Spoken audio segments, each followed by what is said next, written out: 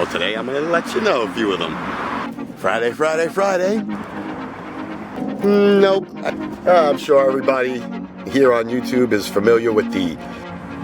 But evidently, Amanda figured this all out.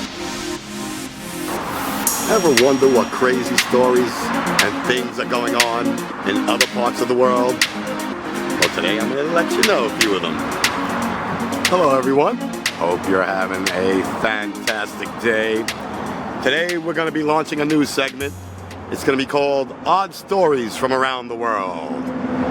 Yep, let's share with you some of these crazy, wacky stories I find as I'm trolling the internet, looking for new and interesting topics. I thought this would be quite fun and a little more light than what we usually do, since we're trying new things.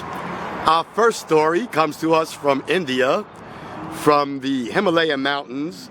Actually, it was from Nepal, which is really neither India nor China. It's its own thing, but all these countries want to claim it. It's a whole nother video, but it appears that the Indian Army, while out on patrol last week, I believe it was Tuesday, found a giant footprint that they believe was left by a Yeti.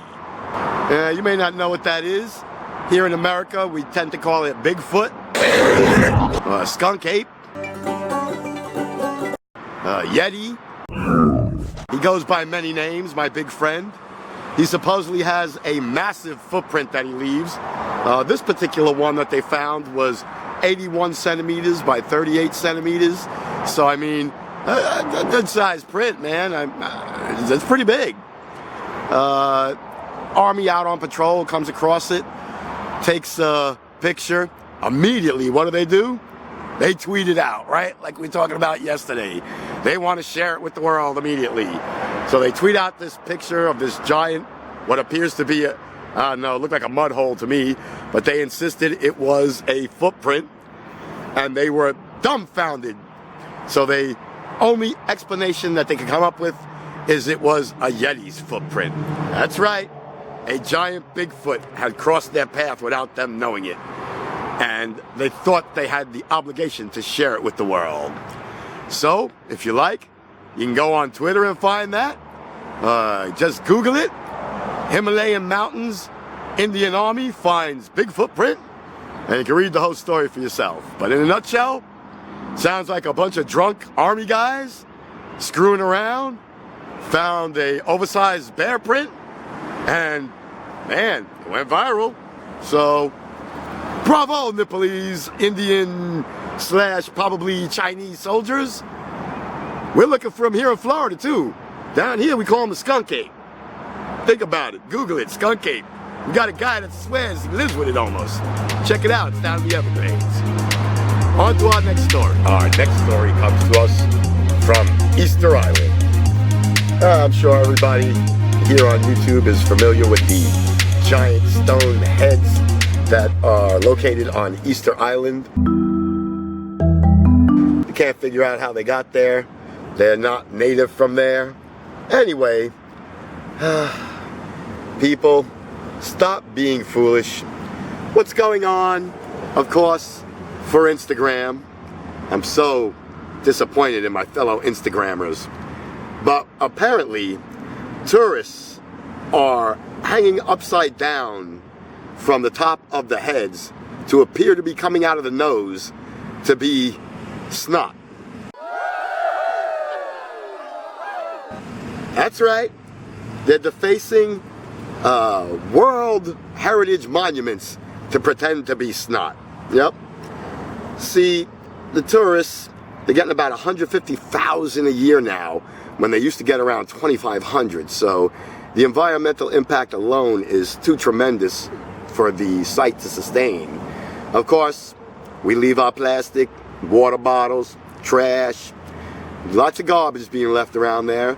That's part of the problem, but that's not really the problem. The problem is climbing.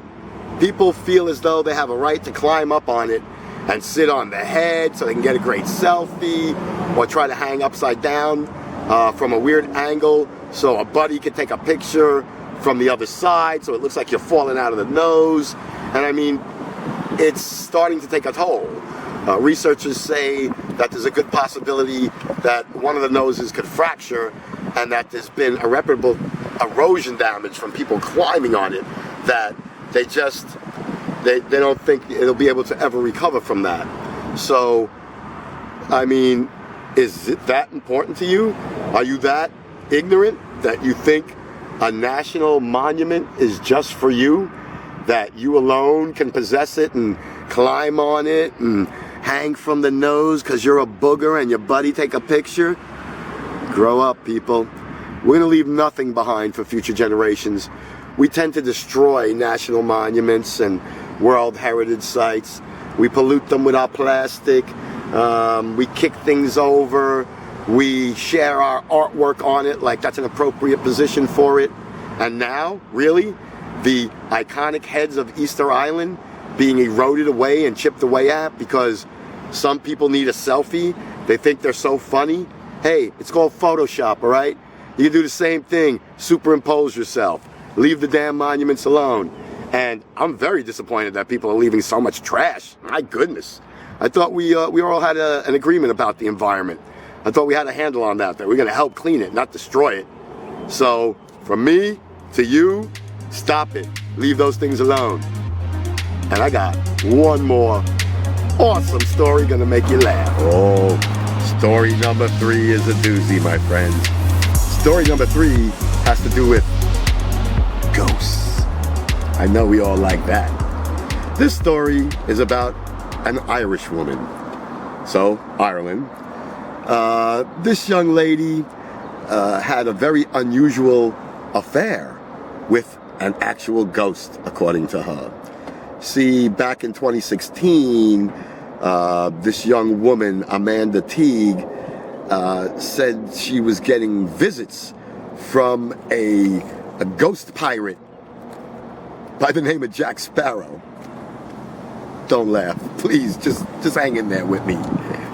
And this 300-year-old ghost pirate, Jack Sparrow, would come to her in the evenings, and they would have deep conversations, and eventually, like any other relationship, as time went on, they became very fond of each other, and one thing led to another, and Miss Amanda fell in love with Jack Sparrow.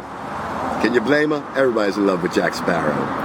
Anyway, she thought she'd take this to a new level, and actually would marry her ghost. That's right. You heard it correct. You don't have to run it back. She said she was going to marry her ghost, Jack Sparrow, so she could become Mrs. Jack Sparrow. Makes sense to me. Anyway, in 2016, they had a marriage out at sea in international waters, so it would be legal. And the interesting thing is her country never challenged it, so they allowed her to assume that role as Mrs. Jack Sparrow, ghost wife, but here in the now and present. Well, you see, things like in every marriage got complicated, and decided to check up on Jack. And when she did, she realized he was a dangerous person. He started threatening her. She figured out that he had been stealing her life force. See, after the four-way, she became very ill. And when she went to the doctor, she had all kinds of abscess in her body. And they couldn't explain it. But she could. It was Jack. Jack was stealing her life force, trying to kill her. So she did what any sane person would do, because she's so sane. She approached him. And she asked him if it was true. And he told her, yes, indeed. And that if she tried to get away from him, she would kill him. That he would kill her. Take that back. She wouldn't kill him. He would kill her. And so now she knew she was in trouble, and she had to think of something. So evidently her sickness became so major that she had to go to the hospital. And when she was at the hospital, they removed all her jewelry. She took off her wedding ring. And as soon as she took off her wedding ring, she said she was better, almost cured. She realized that was her connection to Jack and the spirit world. So she decided that she would ditch her wedding ring, get an exorcist, and have Jack's inner soul removed from her, because it turns out Jack had been possessing her. That's right. Jesus, man, us guys are horrible, aren't we? But things worked out just fine for Miss Amanda. She made a full recovery. She got 100% better. She removed Jack from her life. And lo and behold, she wrote a book. And if you'd like to read it, you can find it on Amazon. It's called A New Attitude.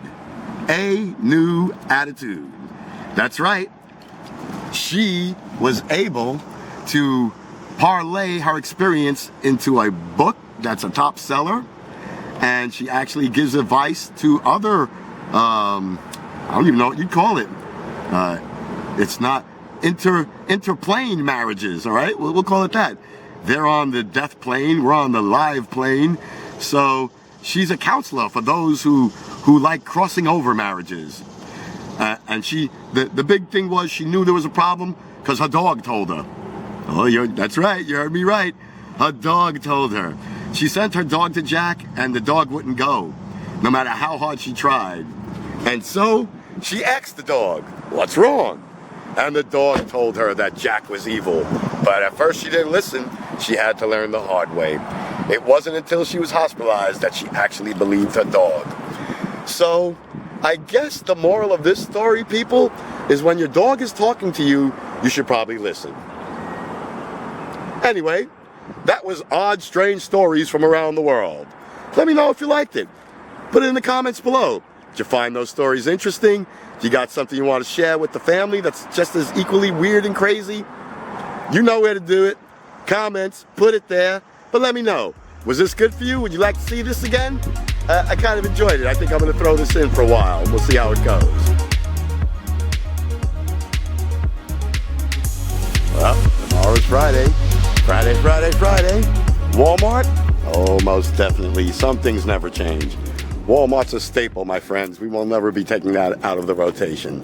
Something new topic-wise tomorrow? Nope. I think we keep it Positive Energy Friday. May rename it, but everything will remain the same. Maybe a longer message. Thank you, YouTube. But it'll be of a higher quality. Thank you, YouTube. And as always, y'all know how we do it. Comment, like, subscribe. Love ya. See y'all on Friday. Gotta be serious now. And we'll enjoy our company again together one more time for this week, starting Friday. Thank you. Come again. Love ya. See y'all in the morning.